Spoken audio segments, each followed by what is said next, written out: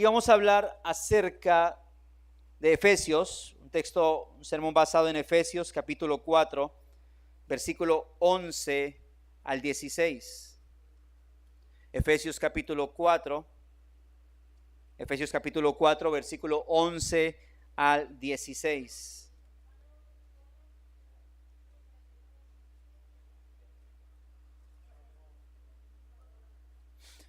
Y vamos a hablar acerca del creyente y la membresía de la iglesia local. Ese es el tema. Ya bien recordará que es un punto que hemos tratado, incluso hace más o menos un año estuvimos tratando este tema acerca de la membresía, el creyente y la membresía de la iglesia local. Vamos a leer Efesios capítulo 4, versículo 11 al 16. Si está ahí, vamos a leerlo. Dice la Escritura: y él mismo, refiriéndose a Cristo, constituyó a unos apóstoles, a otros profetas, a otros evangelistas, a otros pastores y maestros, a fin de perfeccionar a los santos para la obra del ministerio. Ahí dice de la diaconía, del servicio, para la edificación del cuerpo de Cristo, hasta que todos lleguemos a la unidad de la fe y del conocimiento del Hijo de Dios, a un varón perfecto, a la medida de la estatura y la plenitud de Cristo. ¿Cuál es el objetivo? Para que ya no seamos niños fluctuantes, llevados por doquiera de todo viento de doctrina, por estratagema de hombres que para engañar emplean con astucia las artimañas del error, sino que siguiendo la verdad en amor, crezcamos en todo aquel que es la cabeza, esto es Cristo, de quien todo el cuerpo, versículo 16, bien concertado y unido entre sí por todas las coyunturas que se ayudan mutuamente según la actividad propia de cada miembro, recibe su crecimiento para ir, ¿qué? ¿Para ir qué? Edificándose en amor.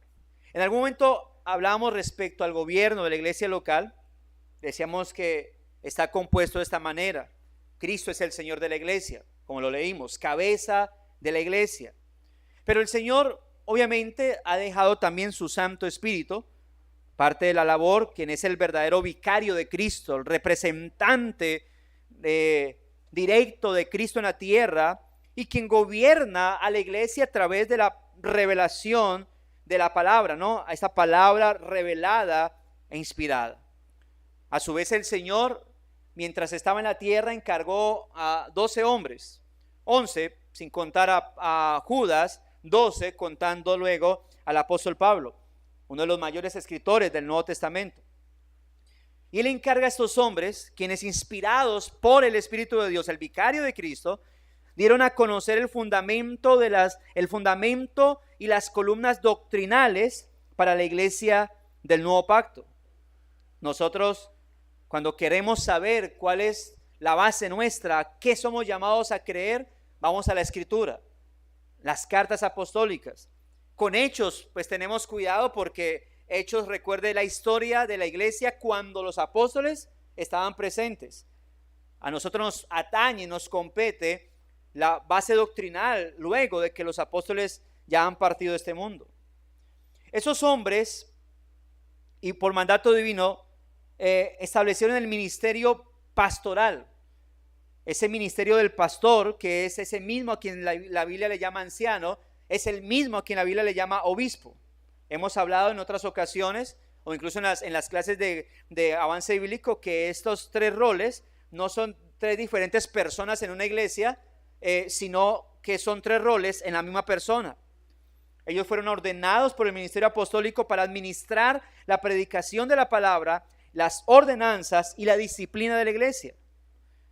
Junto a ellos están los diáconos, quienes son los ayudantes de los ancianos en los aspectos materiales y serviciales de la iglesia local. Ayudantes o servidores oficiales, ¿no?, encargados de estos asuntos.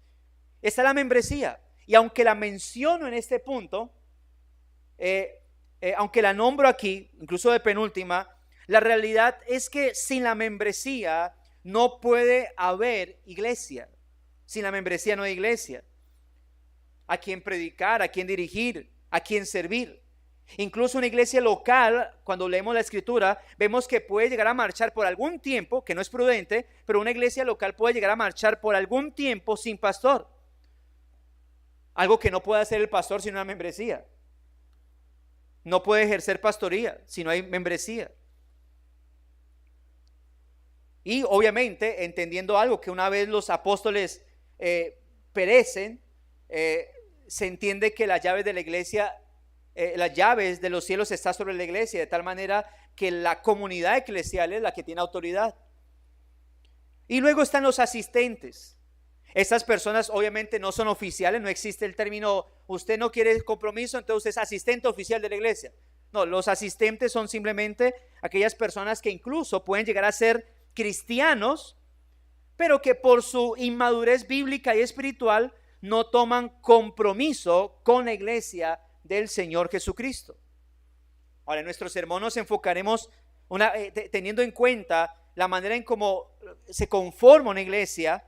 En nuestro sermón nos enfocaremos en la importancia de la membresía oficial dentro de las iglesias locales, demostrando de esta manera que por las escrituras que pretender que una persona, un creyente o alguien que profesa cristianismo puede ser miembro de la Iglesia Universal de Cristo sin querer cumplir con la responsabilidad de unirse y ser edificación a una iglesia local bíblica, es un concepto totalmente humanista, es un concepto antibíblico, es un concepto orgulloso, prepotente y autosuficiente. ¿Qué cosa? El pretender, el profesar cristianismo, pero el no querer estar relacionado, comprometido con una iglesia local. Muchas personas respecto a eso simplemente dicen, a Dios lo puedo encontrar hasta en el baño de mi casa, así que no necesito ir a la iglesia. Y no existen.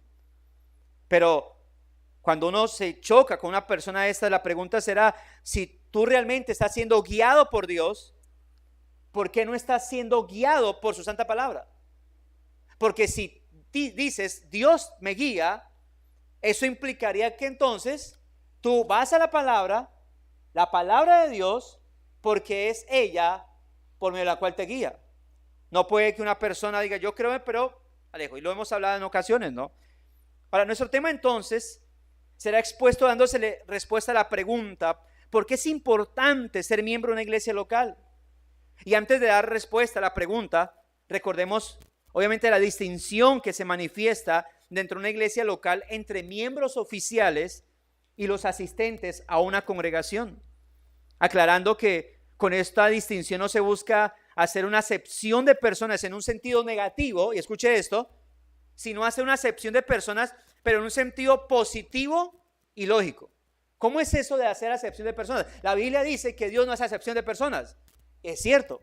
Él salva o salvó a gente de toda raza, lengua, nación, a gente de todo estrato, a gente de cualquier apellido. Ahora, en los asuntos eclesiásticos, hay momentos, como lo hemos dicho en otras ocasiones, que debemos hacer acepción de personas. ¿Me puede dar una explicación? Sí, pero lo que voy a hacer es recordarle ejemplos que le he dado. Hoy llega una persona, por ejemplo, y a la semana damos cuenta que es una persona nueva en la fe cristiana, o ni siquiera podemos decir si es cristiano, simplemente llega y dice, me gustó esta congregación, me voy a quedar. En el transcurso de la semana, se acerca el sábado y me dice, pastor, la Biblia dice que es una asociación de personas. Correcto. Yo quiero predicar el día domingo. Es más, quiero que el domingo le diga a la iglesia que yo quiero ser el pastor nuevo. Y como yo no puedo hacer acepción de personas, entonces me toca dejarlo predicar y me toca ponerlo como pastor. Pero eso no es así. En todos los lugares. Entonces, ¿se está haciendo acepción de personas ahí? Sí. Es una acepción de personas positiva. Es decir, porque él quiera, no puedo decir, claro, ven, no hay problema. Cuando usted va a hacer una fila, usted no pasa, está la fila ahí, 4 personas, y usted pasa adelante, diga, señora y tal, cajera, la Biblia dice que no haga acepción de personas, atiéndame a mí. Como no es cristiano, se va a ganar su problema y lo mandan para el fondo de la fila. Entonces, hay momentos donde la acepción de personas es en un sentido positivo y lógico. Si una persona va a tu casa, te toca a las 10 de la noche, es una persona mal llamada, desechable, dice, oiga, yo escuché que día que en su iglesia, donde usted va, yo vi que usted vaya, dicen que no hay que hacer acepción de personas. Por favor, déjeme quedar hoy en esta casa. Y usted traga entero y le dice, pues, le doy permiso que duerma en el andén, pero no en mi casa, porque no sé quién es. ¿Ve? Entonces, usted está haciendo acepción de personas, pero es una acepción de personas no negativo, sino que positivo, lógico. Diferente es cuando una persona dice, viene una persona, no está tan vestida como nosotros, entonces le decimos, no, hágase por allá porque es que aquí de pronto causa mala impresión. Eso sí es acepción de personas en un sentido negativo, pecaminoso. Si le damos la mano al que vino en un gran carro, aquí todo el mundo tiene carro menos yo, un gran carro y le damos la mano a ese, pero al que vino en la bicicleta, sí, siga, quédese por ahí, porque y hay casos de iglesias así, ¿no? Eso es acepción de personas. Debido a que cuando hablamos de la membresía de la iglesia local, estamos refiriéndonos a aquellos que además de afirmar ser discípulos del Señor Jesucristo, también se consideran parte de tal congregación. Es decir, hay una inclinación hacia esas personas porque han tomado responsabilidad, compromiso, han accedido al discipulado de Cristo cuando dice, si alguno quiere ser mi discípulo, niéguese a sí mismo, tome su cruz cada día y sígame. Esas personas tienen un sentido de pertenencia por la congregación en la cual está, además de tener metas tanto espirituales como materiales a lograr junto con esa congregación. No es un asunto de asisto y ya, y no asistí, no pude, hoy no tengo ganas, no asisto, y no pasa nada. Cuando hay un compromiso de personas que incluso decir, no quiero hacerlo, estoy desanimado, pero es mi compromiso con el Señor. Problemas cuando alguien dice, es mi compromiso con el pastor, eso es un problema. Pero cuando alguien dice, hoy no tengo ganas, pero mi compromiso es con mi Señor, así que lo siento carne, pero en medio con pereza y todo, nos vamos para la iglesia y vamos a crecer en el Señor y vamos a adorar a nuestro Señor. ¿Por qué? Porque tiene un sentido de pertenencia por esa congregación en la cual el Señor lo ha puesto. Ahora, respecto a las características de los miembros, hemos dicho en ocasiones que como primera medida debe ser una persona nacida de nuevo.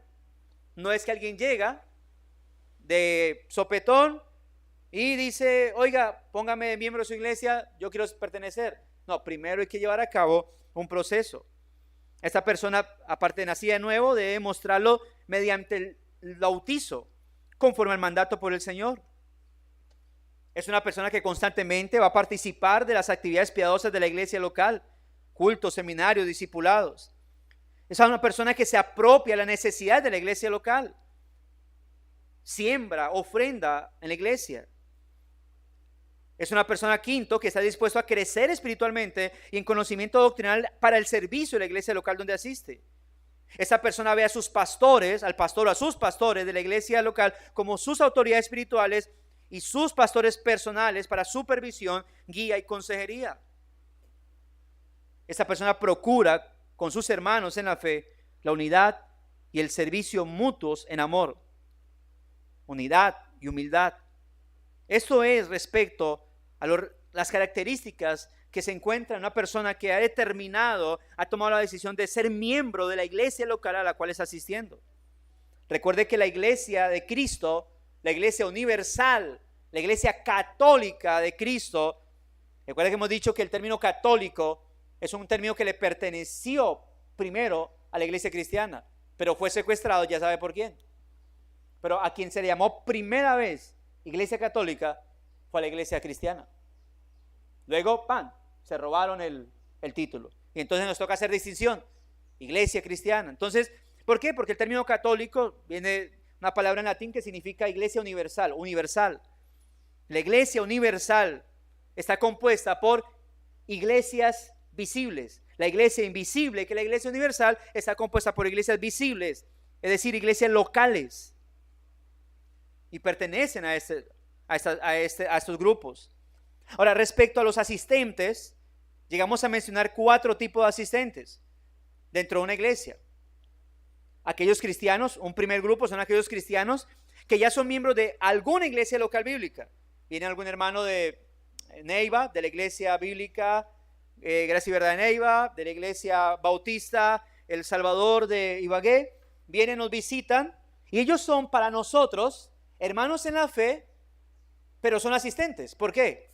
Porque ellos ya son miembros de su iglesia local, pero son hermanos en la fe, incluso pueden participar de nuestra Santa Cena por ser hermanos en la fe. Nos están visitando y debemos tratarlos como tal, como hermanos en la fe. El otro grupo de asistentes son aquellos que no son cristianos, pero que fueron invitados o llegaron por sí solos, a los cuales se les da la bienvenida, con disposición de ayudárseles en lo que podamos, por si tal vez Dios les conceda ser los futuros miembros de la iglesia local. Esas personas son asistentes. Están aquellos que solo quieren asistir, pero sin ninguna clase de compromiso con la iglesia local. No les exija puntualidad, no les exija estudios bíblicos, no les exija vida congregacional. Ellos solamente quieren ir a la iglesia, no más. Algo así como un hobby o como algo que pueda hacer cuando no tengo nada que hacer o cuando tenga ánimos. Y está el otro grupo de asistentes, que son aquellos que quieren hacer parte de la membresía de la iglesia local, pero por el momento están en un periodo de prueba, recibiendo discipulado, dando fe, testimonio de su verdadero cristianismo en la iglesia local a la cual están asistiendo y ante la cual se están preparando y la cual los está observando. Ellos, aunque son asistentes, ellos están en lo que se conoce como el proceso de membresía, ¿no? Obviamente, mientras tanto, dentro de los lineamientos de una iglesia local, pues no pudiesen participar de ciertas reuniones que son innatas de la membresía, ¿no? Entonces, esos son los 4 tipos de asistentes dentro de una iglesia local. Ahora, respecto a la posición bíblica de la membresía, recordemos lo siguiente. Quiero aclarar esto, ¿no? Que las escrituras no hablan de manera explícita y directa que un cristiano debe ser miembro de una iglesia local. Es decir, no existe un texto en la Biblia donde diga, y vosotros debéis pertenecer a la membresía de la iglesia local. No existe un texto como tal. No existe un texto que diga, y ustedes cristianos después de llegar a una iglesia local, háganse miembros de ella oficialmente. No existe un texto como tal. Es decir, no de manera explícita, no de manera directa, sí.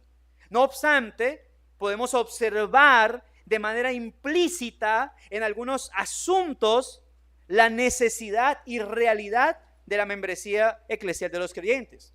Por ejemplo, la Biblia habla de la supervisión pastoral. La Biblia habla de que el pastor es un episcopo, es decir, un supervisor, un obispo.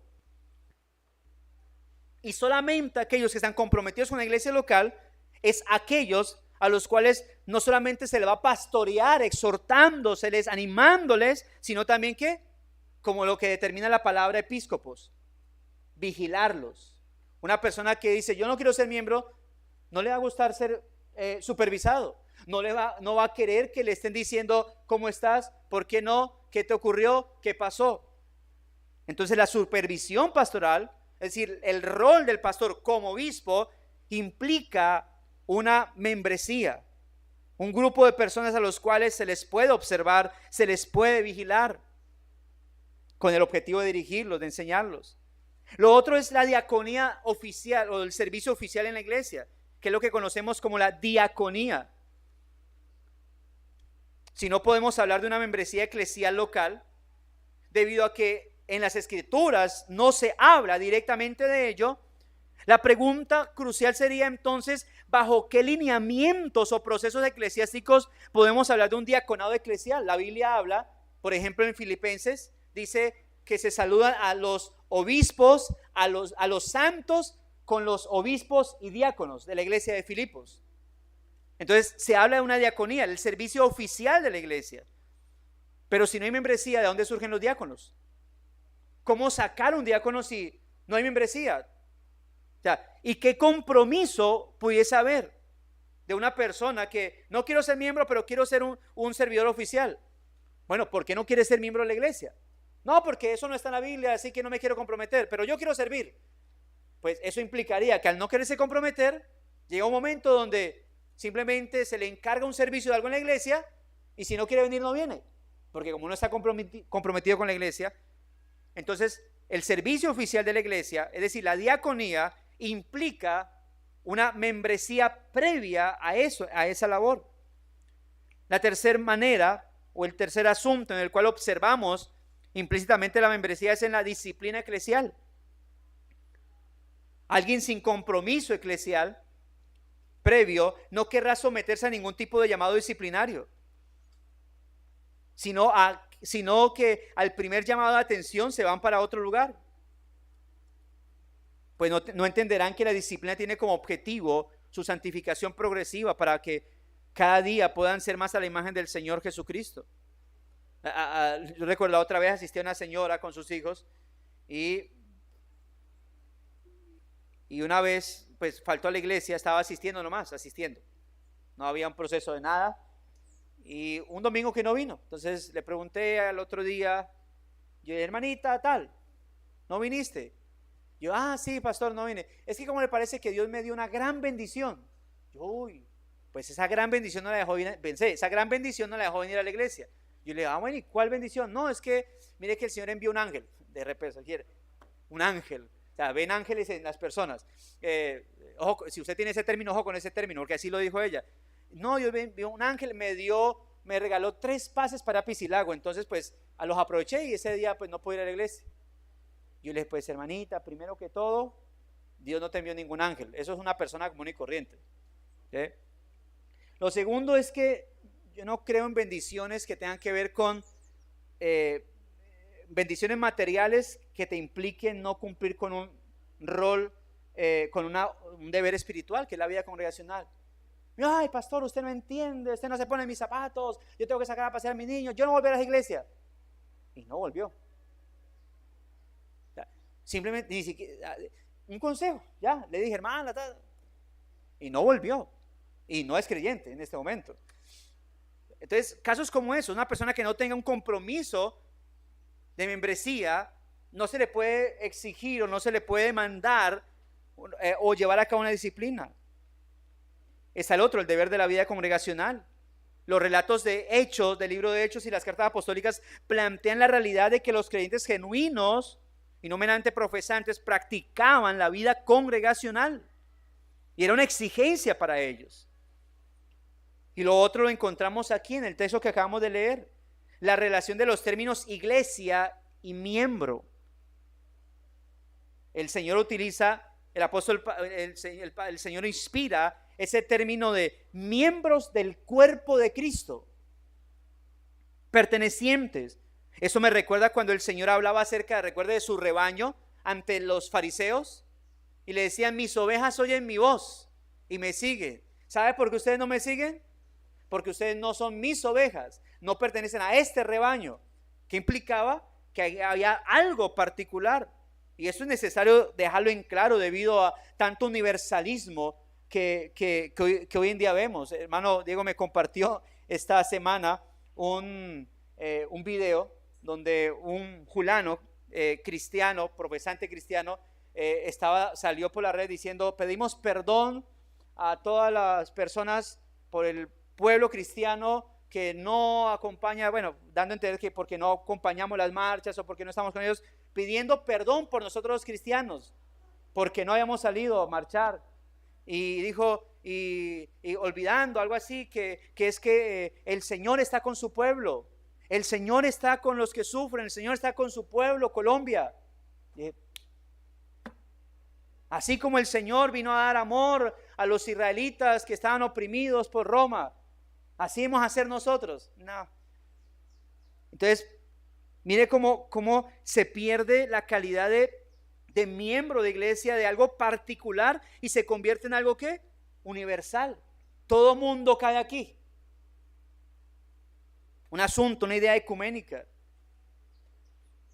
No buscamos, y eso quiero aclararlo, no es un asunto ni de acepción de personas como le dijimos, pero tampoco es un asunto de rosca, ¿no? De decir, bueno, aquí somos los miembros, ustedes asistentes, háganse allá. No, antes, al contrario, lo que deben hacer aquellos que están trabajando en su proceso de membresía o son miembros ya, animar a aquellas personas que están ahí, preguntarle, hermano, usted no está, usted todavía no está en membresía, lo animo, hágale, esfuércese. No, que es que los discípulos, yo le ayudo, es que la asistencia, ánimo, hermano, es que a veces me desanimo. Bueno, no importa, estaremos orando ahí.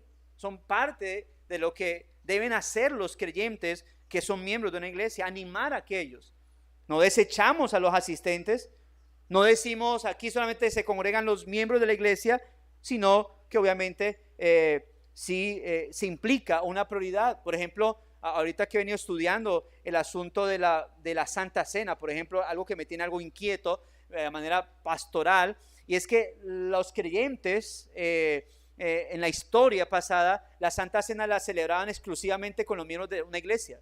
Es decir, no lo hacían pública, sino solamente con los que se consideraban miembros de la iglesia. Y obviamente eso se resaltaba la diferencia entre que una persona, por ejemplo, en los primeros siglos, ¿cómo se determinaba que alguien decía soy miembro de la iglesia? Porque se bautizaba. Ahora, ¿por qué implicaba eso? Porque una persona que se bautizaba era como casi que estuviera tomándose una sentencia de muerte. Hoy en día, pues, hasta bautizarse es chévere. A la gente ni le va ni le viene. En aquel entonces, en los primeros siglos, la gente que se bautizaba era porque decía, estoy dispuesto a morir. Por lo tanto, si se bautizaba, era como diciendo automáticamente, ya tú estás firmando tu membresía.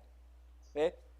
Y pertenecer a un grupo cristiano, sabiendo que perseguían a los cristianos, era reconfirmar que realmente eran parte de esa iglesia. Hoy en día es que con tanta liviandad en el cristianismo que nos rodea, nos toca ser un poco más,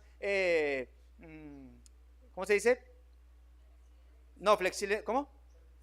No permisivos, hacer más procesos. Entonces, ponerlo a prueba, si se va a bautizar. Entonces, antes si alguien decía, yo me quiero bautizar, me decía, uy, caramba, está arriesgando su vida, pues camine. Hoy si alguien dice, me quiero bautizar, espere, ¿por qué? ¿Qué entiende usted del evangelio? No, es que yo quiero sumergirme allá y... No, así no. No es de esa manera. Entonces hay que ya hay que hacer trabajo debido a lo liviano que a veces vuelve el evangelio, a veces hasta los impedimentos que hay para determinar una fe real. Ok, entonces con procesos, esperar, someter a prueba y después ahí sí mirar todo esto. Ya sabemos entonces que las escrituras, si bien nos hablan de manera clara, aunque implícita acerca de la membresía eclesiástica, entonces debe un cristiano, además de buscar ser miembro de una iglesia, miembro oficial de una iglesia local bíblica, también entender la importancia espiritual de ello. Es decir, no es un asunto de club reformado social. Póngame en la lista ahí que quiero ser parte de la membresía. Listo, ya. Estoy en la lista de miembros, ya, feliz, no hay nada más que hacer. ¿Quién es usted? Miembro de la iglesia bautista Sublime Gracia. O sea, no es eso simplemente. No es pertenecer a un listado, es entender que hay una importancia en ello. Y lo que el texto nos ayuda a resaltar algunas razones que resaltan o que nos enfocan, nos ponen a observar esa importancia de la membresía de la iglesia local, de un cristiano, ¿no? Y entender eso es necesario porque muchas personas, como le estoy diciendo, profesan cristianismo y afirman tener una relación personal con Cristo, pero no quieren a su vez tener una relación vital con la iglesia, lo cual aclaramos es algo sencillamente imposible. Y puedo afirmar lo anterior porque en la enseñanza del Nuevo Testamento, relacionarse con Cristo es equivalente a relacionarse con su iglesia. O amar al Señor Jesucristo es amar a su iglesia, preocuparse por su iglesia, involucrarse con su iglesia y en su iglesia. La Biblia habla de que el Señor redimió de toda iniquidad y purificó para sí un pueblo propio, celoso de buenas obras. La Biblia habla acerca de que la iglesia es linaje escogido, es un real sacerdocio, es una nación santa, es un pueblo adquirido por Dios. Así que eso nos debe llevar a entender que hay algo real en nuestra vida. La salvación sin duda alguna es personal, pero esa salvación personal fue llevada a cabo en un contexto corporal. Es decir, para pertenecer a un cuerpo de creyentes salvos por gracia. No te salvó para dejarte por ahí, ya, y por ahí, por ahí, por ahí. No, nos salvó dentro de un contexto corporal. Cuando hemos leído las cartas, o si usted ha leído las cartas, ¿con qué nos encontramos? Al único que Pablo le habla a manera como así de tú a tú es Timoteo, Tito y Filemón. ¿Sí? Esos tres. Pero observe que aun cuando le habla a Timoteo, en su primera carta, el asunto es eclesial. Timoteo, te hablo a ti para que sepas cómo debes comportarte ante la iglesia, cómo debes llevar a cabo. En la segunda le dice, bueno, ya eso es un asunto más contigo, para seguir perseverando en tu ministerio. A Tito también, contexto eclesiástico. Y a Filemón, para que trabaje por favor con un hombre llamado Onésimo, para que lo trate bien, porque él va a ser de edificación a la iglesia. ¿Ve? Entonces, toda carta, las cartas apostólicas, usted va a observar que no tiene una connotación individual de solamente salvo él, sino siempre relacionada ¿con qué? Con la iglesia. ¿Ignora entonces que la membresía eclesial es un asunto vital para nuestras iglesias? Y para nosotros como cristianos es perder un tema crucial para entender la realidad del por qué el Señor Jesucristo nos llama no solamente a oírle, sino a seguirle como discípulos de Él. Y aquí, mis amados hermanos, debemos observar, por ejemplo, cuando pensamos en el texto que leímos, capítulo 4, versículo 11 al 16, veremos ahí la importancia de la membresía desde los propósitos que el apóstol Pablo deja marcados. Por ejemplo, versículos 11 y 12, el apóstol Pablo afirma que el propósito del Señor al establecer los ministerios sobre la iglesia, ¿cuál era? Perfeccionar a los santos. Y la palabra ahí griega, que se traduce como perfeccionar, se traduce más exactamente como capacitar. Es decir, ahí no es perfeccionar, no es con el objetivo de volverlos total o absolutamente puros a los creyentes. No, es con el objetivo de capacitar, preparar. Por eso necesitamos entonces entender esto. Y aquí es donde entra lo implícito de la membresía oficial de una iglesia. Porque solamente las personas que están comprometidas realmente con el Señor Jesucristo son las que están y deben estar totalmente dispuestas a prepararse a plenitud para aquello que está relacionado a su vez con la iglesia de aquel Señor ante el cual profesan tener sus vidas rendidas. Dicho de otra manera, el trabajo de Dios con sus hijos no tiene un objetivo individual, sino corporativo. Y esto lo vamos a observar en los beneficios y las responsabilidades marcados en estos versículos de Efesios capítulo 4. Y vamos a ver del versículo 12 al 16. Vamos a ver algunos puntos en particular. Por ejemplo, ubiquemos en el versículo 12.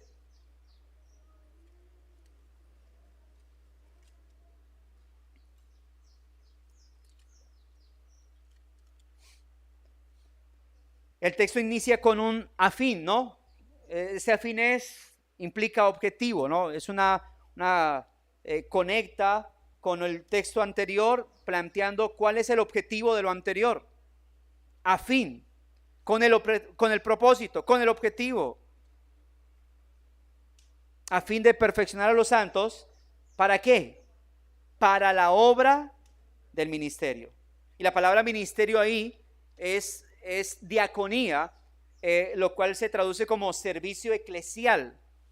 Es decir, el texto dice que la razón por la cual el Señor estableció los ministerios fue para perfeccionar, capacitar plenamente a los santos para para la obra del servicio eclesial.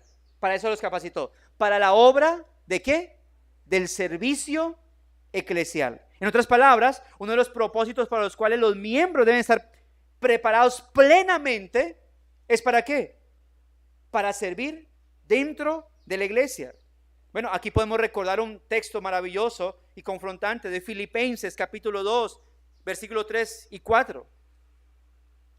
Filipenses 2, 3 y 4 dice: nada hagáis por contienda o por vanagloria, Antes bien, con humildad, estimando cada uno de los demás como superiores a él mismo, no mirando cada uno por lo suyo propio, sino cada cual también por lo de los otros. Ya hemos hablado de este texto en muchas ocasiones. ¿Cómo debo mirar a mi hermano? Como superior a mí mismo. Así debo mirarlo. Pastor, y si él no me mira así, ¿qué a ti? Con tal de que tú lo mires como superior y estés dispuesto a servirlo, lo demás es lo de menos. Ya él verá con el Señor. No será obviamente no va a ser el único que haga eso, pero otros van a estar dispuestos a hacerlo. Pero ¿qué debemos entender? Que la membresía, la importancia de la membresía es porque nos llama o nos empuja al ¿qué? Al servicio eclesial los unos a los otros. En el mismo verso 12, a fin de perfeccionar a los santos, es decir, capacitarlos plenamente para la obra del servicio eclesial. ¿Y qué también dice? Otro propósito, para la edificación del cuerpo de Cristo. Oí acerca de la charla de dos creyentes. Decía él, en esto que oí de esta charla de dos creyentes, decía que tenía un amigo, que esa persona tenía un amigo que trabajaba para un ministerio cristiano en un campus a la vez que asistía a una iglesia de la que yo era miembro. Estoy leyendo parte de lo que vi en un escrito eclesial. Dice, siempre entraba rápidamente después de los himnos, se sentaba durante el sermón y luego se iba. Un día le pregunté que por qué no se quedaba durante todo el servicio. Bueno, dijo, no saco nada de provecho del resto de él. Yo le respondí, ¿has pensado alguna vez unirte a la iglesia? Él pensó que aquella era simplemente una pregunta absurda. Pues dijo, ¿por qué debería unirme a la iglesia? Si me uno a ellos, ¿por qué debería unirme a la iglesia? Si me uno a ellos, creo que solamente me retrasarían espiritualmente. Cuando dijo esto, pensé acerca de su concepto de lo que significa ser cristiano. Le contesté, ¿has pensado alguna vez que tal vez Dios quiere que trabajes codo a codo con esas personas? Es verdad, puede que te retrasen, pero puede que tú les ayudes a ir más deprisa. Tal vez esto es parte del plan de Dios mientras vivamos juntos como cristianos. Obviamente el concepto de este cristiano era demasiado ¿qué? Arrogante. No, es que yo estoy en otro nivel. No, es que de pronto no me dejan avanzar espiritualmente, entonces por eso no comparto con las personas.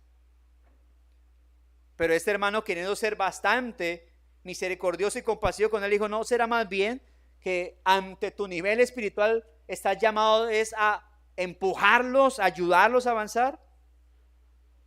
Debemos entender que hasta en lo más mínimo e insignificante somos llamados a animar y edificar a nuestros hermanos, a ir en el camino de la justicia, el amor, la abnegación y la imagen de Cristo. Si estoy dispuesto a ello, entonces soy llamado a ser miembro de una congregación de creyentes redimidos por el Señor. Ahora está el otro asunto, ¿no? Para la edificación del cuerpo de Cristo. Es decir, estás llamado a edificar y estás llamado ¿a qué? A ser edificado. Ojo con la forma en cómo te tratas con los hermanos. Ay, este hermano es insignificante, no me sirve. Hermano, quería decirle, no, eso ya lo sé, tranquilo, no hay problema. Yo ya pasé por ahí, ya tengo mucha experiencia, yo hice curso de esto, Espérate, cálmate. Cálmese. ¿Y qué si le van a repetir algo? ¿Qué si le están enseñando? ¿No será que más bien lo van a confrontar con algo que usted ya sabe, pero que aún así no está colocando en práctica? Y ese insignificante hermano, ese novato, ese neófito, le va a dar la lección de su vida. Lo va a edificar. Porque es que los que estamos en el cuerpo de Cristo estamos llamados a edificar. Y la membresía oficial de una iglesia empuja a que hagamos eso. Un cristiano profesó, es cristiano, digamos que realmente es converso, pero resulta que no quiere unirse a una iglesia. ¿Qué hace ese hermano entonces? ¿Cómo él edifica y cómo lo edifican a él? Si la razón por la cual el Señor estableció ministerios es para capacitar plenamente a los santos, para la obra del servicio eclesial ¿Y para qué más? Para la edificación del cuerpo de Cristo. Un objetivo divino es la edificación del cuerpo de Cristo. Ahora, eso, mire que todo esto está conectado, ¿no? Estoy mencionando asuntos que implican obviamente una conexión de lo uno con lo otro. No son eventos o sucesos o asuntos aislados, sino conectados. Lo tercero es para la unidad de la iglesia, o la unidad eclesial, versículo 13. ¿Hasta cuándo hemos llevado a cabo todo eso? Mire, dice el texto, versículo 12, a fin de perfeccionar a los santos para la obra del ministerio, para la edificación del cuerpo de Cristo. ¿Hasta cuándo? Hasta que todos lleguemos a la unidad de la fe. Hasta que todos lleguemos a la unidad de la fe. A menos que usted ya se considere, o a menos que consideremos que ya llegamos a la unidad de la fe, pues ya no nos edifiquemos unos a otros, ya no nos sirvamos unos a otros, porque tal vez ya llegamos a la unidad de la fe. Mire lo que dice, hasta que todos lleguemos a la unidad de la fe. Lo que hemos venido mencionando, unirse a una iglesia ayudará a contrarrestar el individualismo anticristiano y nos ayudará a darnos cuenta de la naturaleza corporativa del cristianismo. Por ejemplo, al estudiar el Nuevo Testamento nos encontramos con que nuestras vidas cristianas deben incluir el cuidado y la preocupación del uno por el otro. Mira lo que dice Pablo, sobrellevar los unos, ¿qué? Las cargas de los otros. Eso no suena a individualismo. Eso suena ¿a qué? A una corporeidad real. Pero una persona que no tenga un compromiso de membresía eclesial, no le va a interesar eso, hermano. Eso es parte de lo que significa ser cristiano. Y aunque lo hacemos de forma imperfecta, aún así debemos comprometernos a hacerlo. El tema de la unidad de la iglesia obviamente es un tema extenso, ¿no? Pero somos llamados a hacerlo. Por ejemplo, en el texto capítulo 4 que estamos leyendo, la hermana Fanny les va a echar agua a todos los que están durmiendo. Échele, hermano, hágale. Bueno. Eso. Mira lo que dice, retrocedamos al texto, vayamos al versículo 1 hasta el versículo 6 de Efesios 4. Mire la petición de Pablo. ¿Quién quiera leerlo fuertemente y sin tapaboca? 4:1 al 6.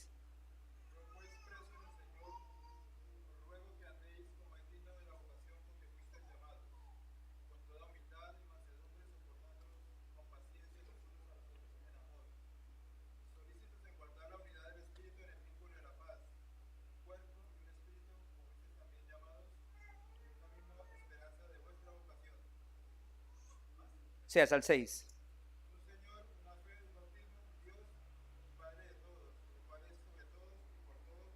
Así es. ¿Se observa entonces? Mire el ruego del apóstol Pablo. Unidad, unidad, hasta que todos lleguemos a la unidad de la fe. ¿Ya llegamos a la unidad de la fe? ¿Ya estamos en la plenitud de la unidad? Y la respuesta es no. No hemos llegado a la unidad de la fe. Incluso es parte del ruego del Señor. Señor, yo te ruego no solamente por esos, sino también por los que han de creer en mí, por la palabra de ellos. ¿Y por qué ruega? Para que todos sean uno, como tú, oh Padre, en mí y yo en ti. Que también ellos sean uno en nosotros, para que el mundo crea que tú me enviaste. ¿Se observa? La unidad de la iglesia que da a mostrar al mundo que Cristo realmente los ha enviado. Esa oración está en Juan capítulo 17, versículo 20 al 23, para que pueda leerla, subrayarla y meditar en ella y pedir eso para su vida y nuestra congregación. Ahora, ¿cuál es otra razón que plantea la importancia de la membresía de una iglesia? Que es para el crecimiento en la doctrina de Cristo. Versículo 13, hasta que todos llegamos a la unidad de la fe y del conocimiento del Hijo de Dios, a un varón perfecto. Del conocimiento del Hijo de Dios. El apóstol Pablo afirmó en 1 Corintios 2, 1 al 2, lo siguiente. 1 Corintios capítulo 2, versículo 1 al 2, dijo: así que, hermanos, cuando fui a vosotros para anunciaros el testimonio de Dios, No fui con excelencia de palabras o de sabiduría, pues me propuse no saber entre vosotros cosa alguna, sino a Jesucristo y a este crucificado. La pregunta es: ¿qué tanto sabemos con respecto al Señor Jesucristo? ¿Qué tanto hemos profundizado acerca de Él? Y me refiero a lo doctrinal, ¿no? Si realmente estamos capacitados para presentar defensa ante todo aquel que demande razón de nuestra fe en Cristo. Permítame recordarle, cuando alguien se enamora, el enamorado quiere saber todo con respecto a esa persona. ¿Cuál es su comida favorita? Para darle esa comida favorita. ¿Cuál es su bebida favorita? Para dar esa bebida. ¿Cuáles son su lugar favorito? Sus películas. ¿Cuál es su color preferido? Todo lo quiere saber. ¿Por qué? Para conquistarla más, para dar un regalito cada vez y aparezca: ay, mira, me dio lo que yo quería. Claro, porque ya sabía, porque indagó. ¿Qué tan interesado estás por crecer en el conocimiento del Señor? Entonces la doctrina divide. Es que dicen algunos, la letra mata. Qué bárbaros. ¿Qué significa la letra mata? O sea, ¿tú quieres decir que estudiar mucho la Biblia es malo para el cristiano? ¿Que estudiar acerca de Cristo es malo para conocer a Cristo? No. Bueno, ese texto recordemos que hace referencias a la ley, ¿no? Pero hay gente que lo utiliza para no estudiar la palabra del Señor y conocer más acerca del Señor. Los varones hemos estado estudiando el sacerdocio. Yo le decía ayer a los hermanos que yo había estudiado acerca de pronto del ministerio profético y todo, pero estudiar acerca del ministerio sacerdotal para aplicarlo a la vida, para mí ha sido de gran bendición. Porque decir, bueno, estudiar eso, decir, tú tienes que ser un sacerdote. Bueno, amén. ¿Y qué hacía un sacerdote? Les decía a los hermanos, mire, la Biblia nos manda a ser, nos enseña que somos pastores de nuestro hogar. Ok, qué bueno, amén. ¿Y qué hace un pastor? ¿Cuál es el rol, el deber de un pastor a una iglesia para que eso mismo lo tenga en cuenta? ¿Para qué? Para llevarlo a su hogar. Eso tiene que ver con Cristo. Si yo quiero relacionarme con Cristo, debo conocer acerca de Él. Ahora, un compromiso como miembro nos mantendrá motivados en tal maravilloso conocimiento acerca de nuestro Señor Jesucristo, de tal manera que estemos siempre preparados para presentar, como ya lo dije, o como dice la palabra, para presentar defensa ante todo aquel que demande razón de nuestra fe. Ahora, miren ahora la conexión que hay de eso que mencioné con eso siguiente. Para el conocimiento personal e íntimo de Jesucristo. Dice, hasta que todos lleguemos a la unidad de la fe y del conocimiento del Hijo de Dios, a un varón perfecto. ¿Y qué dice? A la medida de la estatura de la plenitud de Cristo. Y esto ya tiene que ver no con conocimiento doctrinal, sino que ya esto tiene que ver con un sentido relacional. Recordemos que la Biblia dice que la razón por la cual el Señor nos predestinó fue ¿para qué? Para ser hechos conforme a la imagen de su Hijo Jesucristo. Es el objetivo. Todas las cosas nos ayudan a bien, enfocan ¿a dónde? A ser como Cristo. Para yo ser como Cristo necesito dos cosas: conocer acerca de Él, de lo que Él hizo, de su obra, y tener un conocimiento, una relación personal íntima con el Señor. Porque no es solamente, como dice aquí, del conocimiento del Hijo de Dios, sino estar a la medida, a la estatura de la plenitud de Cristo. La pregunta es, ¿en qué parte de nuestra vida aquí en la tierra lograremos llegar a la medida de la estatura de la plenitud de Cristo? ¿En qué momento de nuestra vida? ¿A los cuántos años del cristianismo vamos a llegar a la medida de la plenitud? ¿Qué? A la medida de la estatura de la plenitud de Cristo. ¿A los cuántos años de nuestra vida cristiana? ¿A los 10? ¿A los 20? No.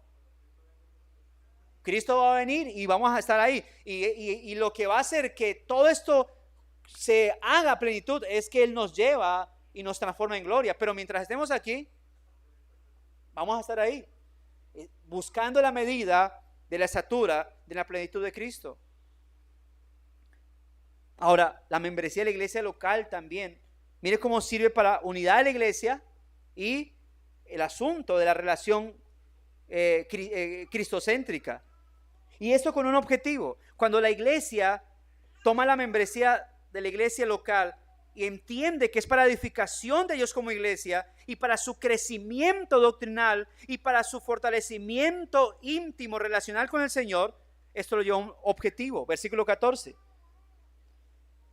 Para que ya no seamos, para que debemos llegar a la unidad de la fe, del conocimiento del Hijo de Dios, a la medida de la estatura, de la plenitud de Cristo. Versículo 14. Para que ya no seamos, ¿qué? Niños fluctuantes. Ya saben que es algo fluctuante, ¿no? Tire usted un tarro en un río o en una piscina, ¿y qué va a hacer el tarro? Flota de un lado para el otro. Eso es una persona fluctuante. Pablo dice que aquellos, o asume de manera implícita, que aquellos que no buscan la unidad del cuerpo de Cristo, la unidad de la fe, del conocimiento del Hijo de Dios, ¿qué pasa con ellos? Son niños fluctuantes, llevados por doquier viento doctrinal, engañados por estratagema de hombres. Así que una de las razones por las cuales es importante la membresía de la iglesia local es para la madurez doctrinal de la iglesia. Madurez. ¿Y qué implica madurez doctrinal de la iglesia? Firmeza doctrinal. Madurez no es que sabe mucho, no es que le dan mucho conocimiento. Porque en la iglesia pueden darle un estudio, darle otro y otro, y usted quedar vacío. Porque o no prestó atención, o no estaba interesado en ello. Por lo tanto, no hay un conocimiento veraz que lo fortalezca y que lo haga combatir contra aquellos que quieren llevarlo, arrastrarlo hacia vientos doctrinales, hermano. Eso no es algo, no es un juego. Realmente, hermanos, hay doctrinas diabólicas que quieren penetrar en la iglesia y arrastrar al cuerpo de Cristo. Bueno, venimos de estudiar la carta a los Gálatas. Lo séptimo es para la práctica un evangelio bíblico. El versículo 15 dice, sino que siguiendo la verdad. ¿Ve? Siguiendo la verdad. Y esa frase es un llamado al buen testimonio que como iglesia somos llamados a dar. No es un asunto de algo que está en nuestra mente, es algo ante el cual vamos detrás de ella, mis amados hermanos, siguiendo la verdad. El Señor nos ha dado el privilegio, hermano, nos ha concedido el privilegio a la iglesia en este mundo de ser representante de Él, de ser los embajadores de Él, mis hermanos.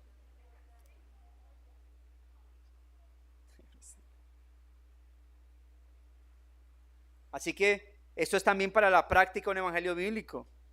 Ahora, todo esto está conectado lo uno con lo otro, mis hermanos.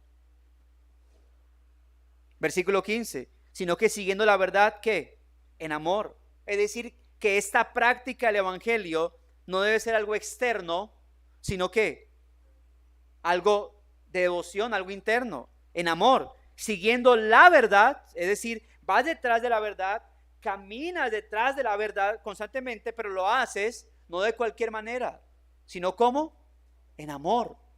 Esto implica la parte interior que pones, ¿no? a la vida cristiana. Y aquí debemos recordar la famosa iglesia de Éfeso. ¿Se acuerda esa iglesia de Éfeso? Una iglesia ante la cual el Señor dice, conozco tus obras. ¿Que eran malas? Arduo trabajo, paciencia, no soporta a los malos, desenmascara a los apóstoles, los declara mentirosos, ha sido sufrida, paciente, trabaja arduamente por amor de su nombre, no ha desmayado. ¿Pero qué había dejado? Su primer amor, su devoción cristiana. Trabajaba incansablemente. Podemos caer fácilmente en una iglesia así, en esta misma posición. Trabajar, exponemos, enseñamos, pero olvidamos lo importante y la devoción espiritual. Nosotros somos llamados a seguir la verdad, sí, pero a seguirla ¿qué? En amor. Y eso es una pregunta para nosotros, una reflexión. Hermano, sin duda alguna, yo creo que somos una iglesia doctrinal, pero el crecimiento que estás llevando a cabo realmente es en amor. todo ese crecimiento doctrinal, todos esos estudios, todos esos sermones, realmente los asumes en amor de tal manera que dices, aquí estoy en el cristianismo y es mi devoción seguir a Cristo? ¿O simplemente estás ahí llenándote? Y parece que en conocimiento tu cabeza está así, pero vas ahí como un zombie, como somnoliento, detrás de la fe reformada, del conocimiento bíblico, pero ahí como sin vida, como sin fuerzas. Que no nos pase eso, hermanos. ¿No le ha pasado a usted caminar con sueño? La primera vez que, con esos dolores que sufría, lo declaro, sufro de cintura, en Palmira me dieron unas pastas que tienen algo de loratadina, pero en un sentido más fuerte. Yo no sabía que esas pastas había que tomárselas para relajar el cuerpo, es decir, tómeselas y váyase a dormir. Me las tomé y salí a la calle. Y ya de regreso yo estaba asustado porque yo en la calle los ojos se me cerraban así y yo decía, pero ¿qué me está pasando? ¿Será que me dieron algo? Y yo estaba así y yo no sabía qué hacer y así como que me cogía hasta que caminé las 5 cuadras que me faltaban. Y cuando llegué, pues le dije a mi hermano, me dijo, no sé, como que me dieron algo. Me dijo, ¿qué pasó? Me dijo, tengo mucho sueño. Me dijo, ¿pero usted qué? Me dijo, no, lo único que me tomé fue la pasta. Me dijo, eso es. Ahí me insultó. Entonces, y así, o sea, pero caminar como dormido en la calle. Que la vida cristiana no sea así para nuestra vida, hermano. Está ahí firme. Pero mírelo. Pero ahí va. ¿Sí? No estoy diciendo a los hermanos que están acá, no, sino en la vida, es decir, un caminar, ¿no? Va ahí perseverando, pero dormido.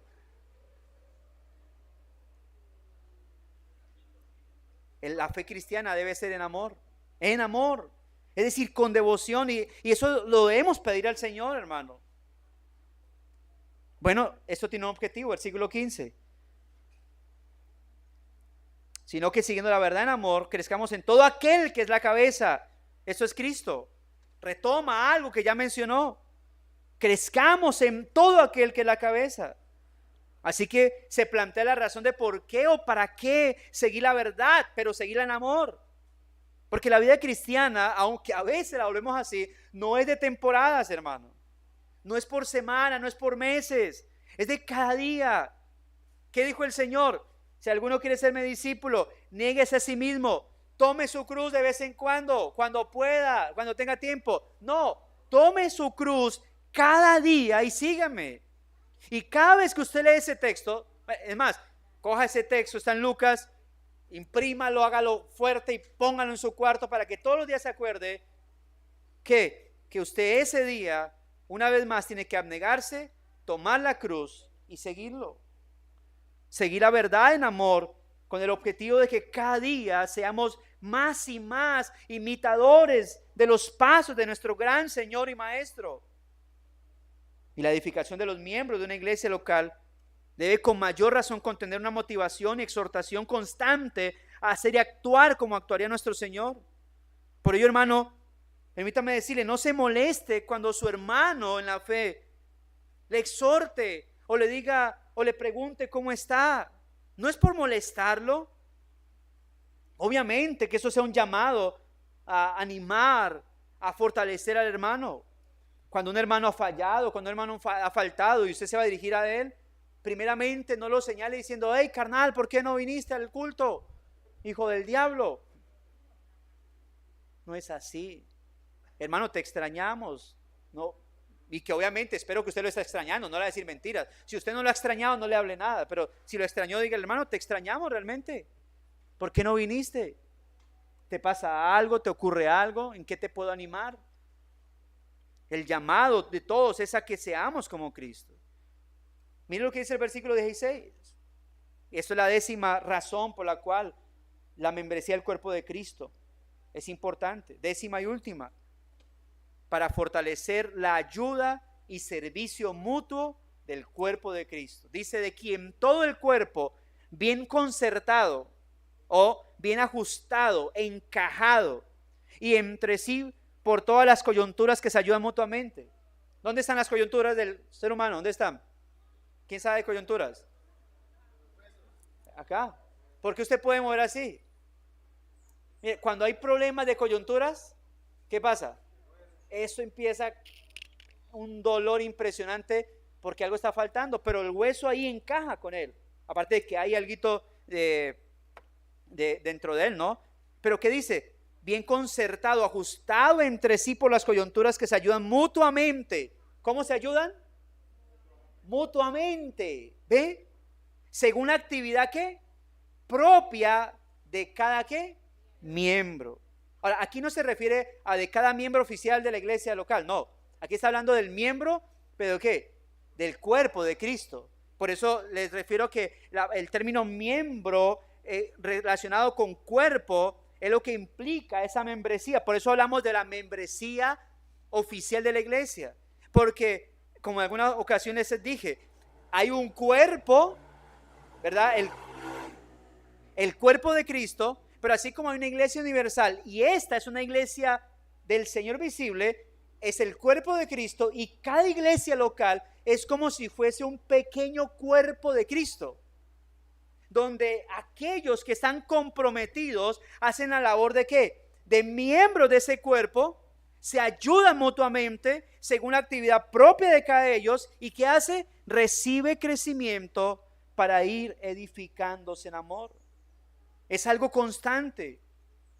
Humanamente, aún durmiendo el cuerpo se está ayudando cuando involuntariamente él se mueve, se estira, se encoge, se voltea para un lado, para el otro.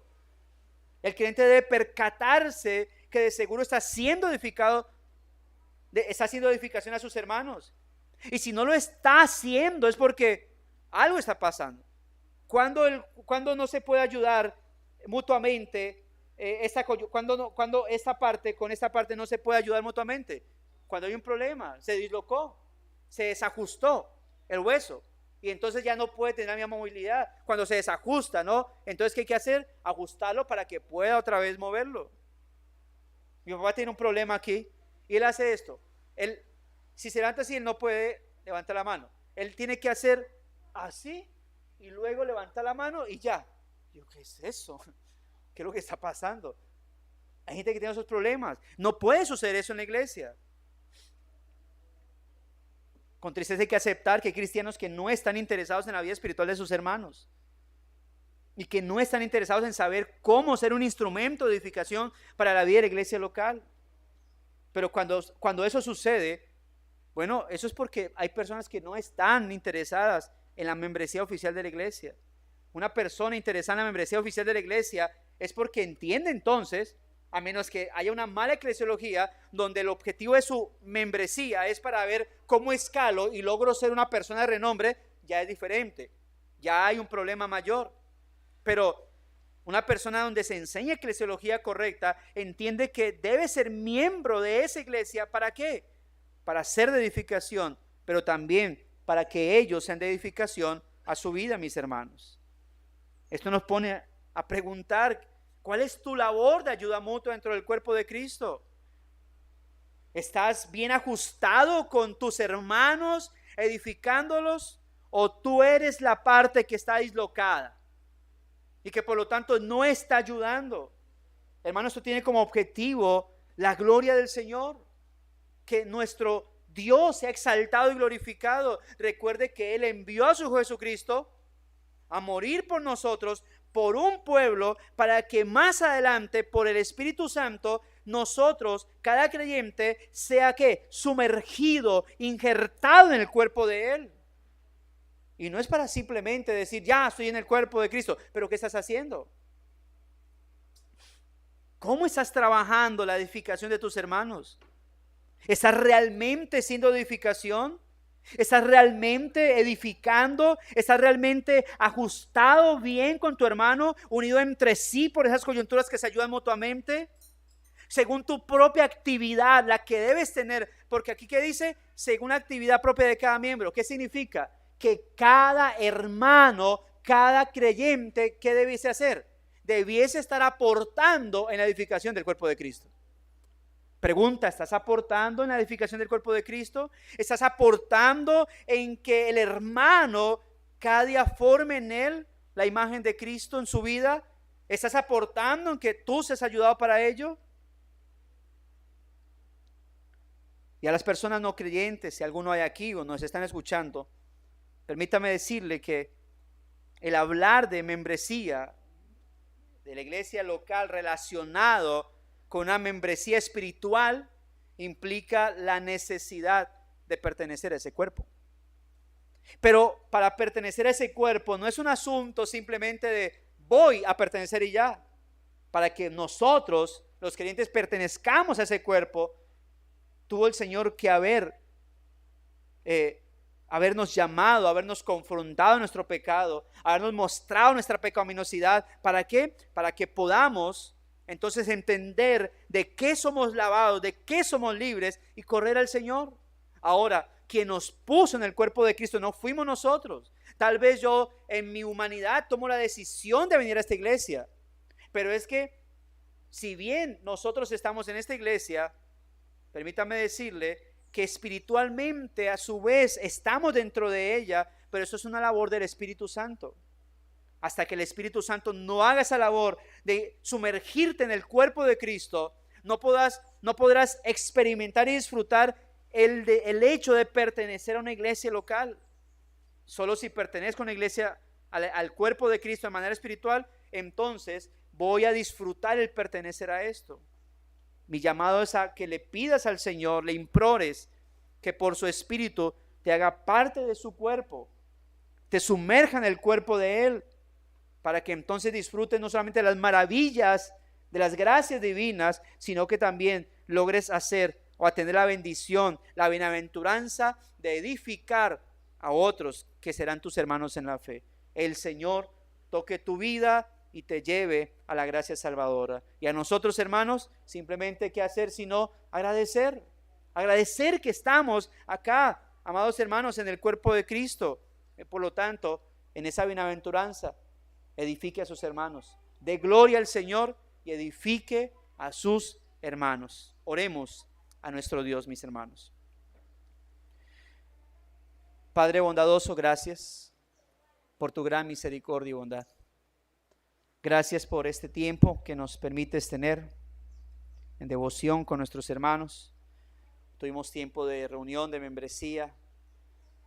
Luego tuvimos tiempo de culto. Y gracias, porque todo esto es para la edificación, Señor, de nuestra vida. Para fortalecer la imagen de Cristo en nosotros y para que nosotros podamos ayudar a fortalecer tu imagen en ellos. Gracias por tu amor y bondad y misericordia, Señor.